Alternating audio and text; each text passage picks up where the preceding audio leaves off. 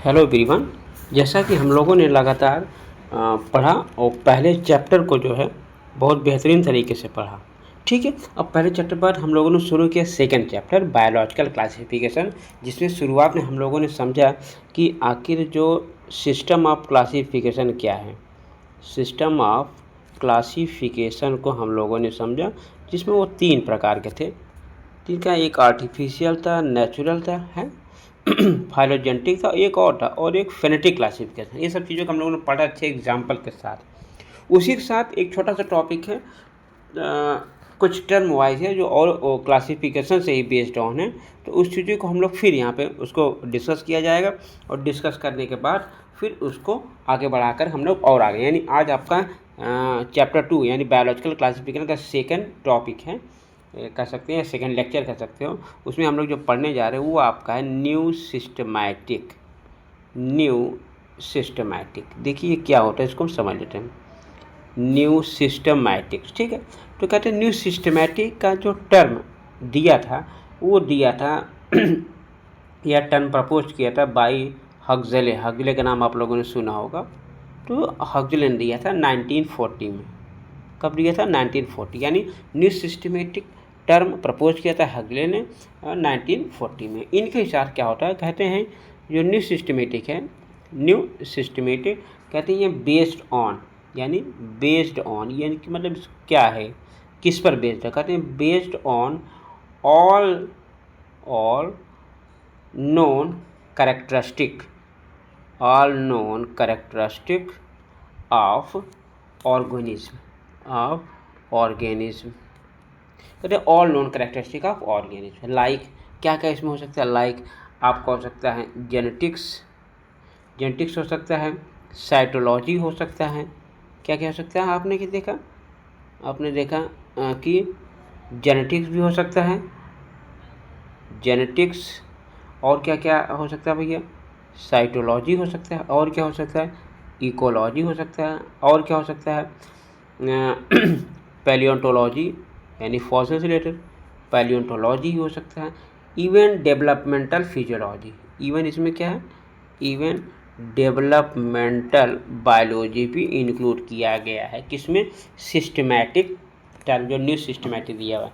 तो कहते हैं term propose by sir Julian Huxley 1940 में। और फिर का इसमें it takes into consideration of all the non characteristic of organism like genetics, cytology, है ना, और इवन आपका जो है पैलियोंटोलॉजी और डेवलपमेंटल फिजियोलॉजी भी है। ठीक है, तो हम लोगों ने न्यू सिस्टमेटिक को अच्छे तरीके से जान लिया। ठीक है, उसी का जो दूसरा टर्म है वो दूसरा टर्म है साइटोटैक्सोनॉमी, मतलब एक और प्रकार का टैक्सोनॉमी है।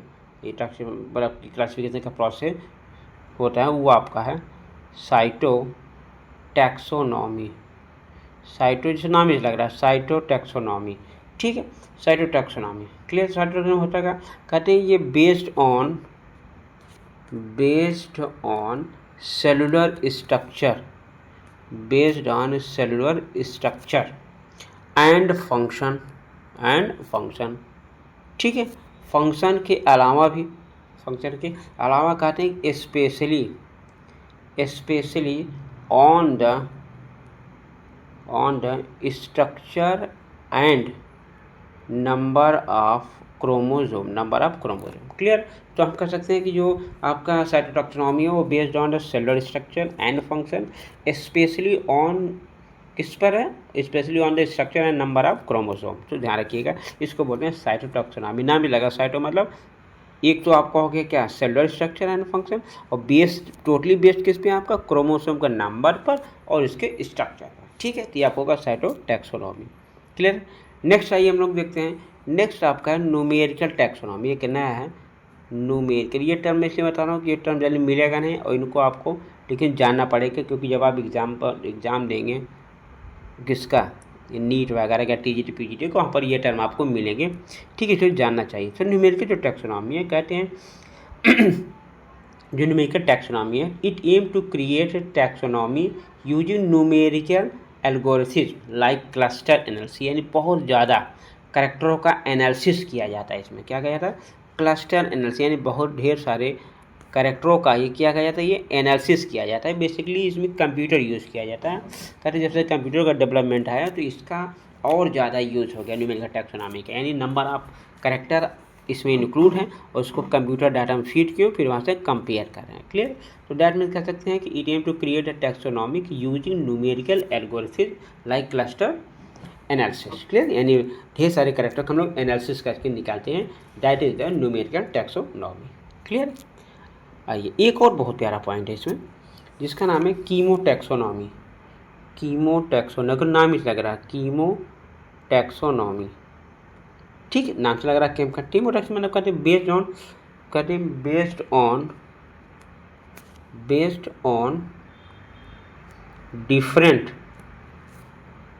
Difference based on difference and differences and similarities in their biochemical composition. Clear, यानी this taxonomy based on the differences and similarities in their biochemical composition. इसके जो पॉइनियर थे वो J.G. वेगन थे। क्लियर। तो नाम से कीमोटैक्सोनॉमी मतलब बेस की it is taxonomy based on the differences and similarity in their biochemical composition. Clear. आइए नेक्स्ट आपका है, बहुत प्यारा पॉइंट है, कई बार आया भी, बार हल्का फुल्का हम लोग पढ़े भी हैं, जिसको बोलते हैं क्लैडेस्टिक।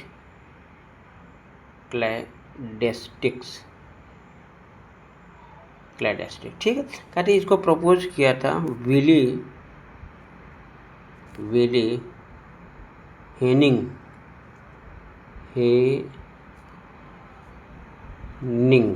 ने किया था। क्लियर। विली यानी आप शॉर्ट में W हेनिंग भी बोल सकते हैं। ठीक है, W हेनिंग ने किया था। इन्हों का based on the phylogenetic relationship. किस पे बेस्ड है भी कहते हैं क्लैडेस्टिक जो है वो based on phylogenetic relationship and evolutionary history of a groups of organism, यानी किसी जो ऑर्गेनिज्म के ग्रुप में क्या फाइलोजेनेटिक रिलेशनशिप है या क्या इवोल्यूशनरी हिस्ट्री है, उस पे बेस्ड ऑन जो क्लासिफिकेशन उसे हम क्या बोलते हैं, क्लैडेस्टिक क्लासिफिकेशन बोलते हैं। क्लियर। तो हम लोगों ने ढेर सारी चीज़ें देख लिया छोटे से समय में। एक तो पहले हम लोग देख लिया न्यू सिस्टमेटिक देख लिया गया, न्यू सिस्टमेटिक बाद फिर हम लोगों ने क्या देख लिया, साइटोटैक्सोनॉमी। फिर चल कर एक पहले हम लोगों ने देख लिया न्यू सिस्टमेटिक, जिसको प्रपोज किया था हक्सले ने। ठीक है, और ये बेस्ड ऑन कह रहा था कि it takes into consideration of all the known characteristic of organism, like आपने बताया था genetics, cytology, ecology, palaeontology, even development physiology भी इसी में था। ठीक है। फिर हम लोगों ने पढ़ लिया था दूसरा साइटोटैक्सोनॉमी। क्या पढ़ा था, साइटोटैक्सोनॉमी। नाम ही लग रहा, साइटो मतलब सेल स्ट्रक्चर, यानी बेस्ड है cellular structure and function, specially number and structure of chromosome. दूसरा फिर आपका आ गया था न्यूमेरिकल टैक्सोनॉमी, है ना। न्यूमेरिकल टैक्सोनॉमी हम लोग देखा, न्यूमेरिकल टैक्सोनॉमी में क्या था, कहते न्यूमेरिकल टैक्सोनॉमी में क्या था कि it is taxonomy using numerical algorithms like cluster analysis, यानी क्लस्टर ऑफ कैरेक्टर का एनालिसिस करते हैं तब इस टैक्सोनॉमी का यूज़ करते हैं। बेसिकली इसमें कंप्यूटर का बहुत ज़्यादा यूज है, जब से कंप्यूटर यूज हुआ तब से ये बहुत ज़्यादा एडवांस टाइप का हो गया है। ठीक है। इसको इस कॉन्सेप्ट दिया था R.R. सोकल, इसको दिया था R.R. सोकल थे। एक और थे H.A. स्नीथ,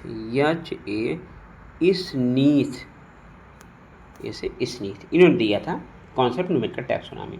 ठीक है। थर्ड आपका आ गया कीमोटैक्सोनॉमी। नाम ही से लग रहा है कीमोटैक्सोनॉमी क्या है, कीमोटैक्सोनॉमी लग रहा है, देखो ना कीमोटैक्सोनॉमी नाम ही से लगा, based on differences and similarity in their biochemical composition पर। और इसको पॉइनियर दिया था, पॉइनियर कौन के, J.G. वेगन। J.G. वैगन ने किया था। क्लियर है। चौथा आपका है क्लेडेस्टिक। कौन है? क्लेडेस्टिक, उसको भी आपने देख लिया। क्लेडेस्टिक प्रपोज बाय विली या एक W. हेनिंग ने किया था। W. हेनिंग ने किया था। Based on phylogenetic relationship and evolutionary history of a groups of organism. Clear. तो हम लोगों ने पढ़ लिया क्या, ढेर सारी चीज़ जो बायोलॉजिकल क्लासिफिकेशन में टर्म था। ठीक है, क्या क्या था आपका? New systematic, cytotaxonomy, numerical taxonomy, कीमोटैक्सोनॉमी और क्लेडेस्टिक। इन सब चीज़ों को हम लोगों ने पढ़ लिया और बहुत बेहतरीन तरीके से समझा, रिवीजन भी पर आपको करा दिया। अब इसको आप पढ़िएगा, रिवाइज करिए, कोई दिक्कत हो तो अगली क्लास में मिलिएगा। क्लियर। तो क्लास लगातार एक भी 4-5 लेक्चर में ही कंप्लीट हो सकता है, 6-7 लेक्चर लगे क्योंकि थोड़ा सा बड़ा टॉपिक है। क्लियर। इस तरह बने रहिए, लगातार आप पढ़िए, कोई दिक्कत हो, कन्फ्यूजन हो, यूट्यूब पर आप कहीं भी, टेलीग्राम पर मैसेज भेज सकते हैं। ठीक है। थैंक यू, धन्यवाद।